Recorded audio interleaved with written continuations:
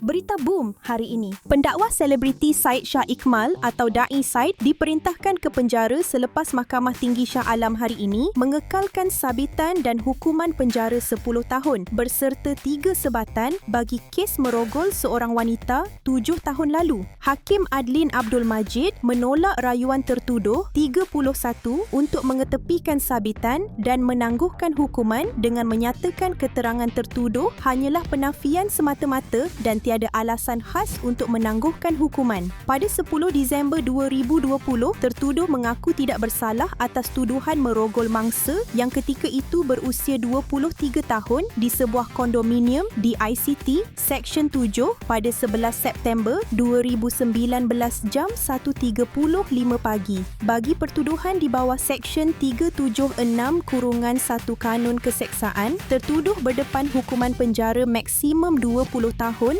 serta sebatan jika sabit kesalahan. Pada 10 April 2023, Mahkamah Session melepaskan dan membebaskan Syed Shah Ikmal selepas pihak pendakwaan gagal membuktikan kes prima facie. Bagaimanapun, Mahkamah Tinggi sama membenarkan rayuan pihak pendakwaan dan memerintahkan tertuduh membela diri atas pertuduhan itu.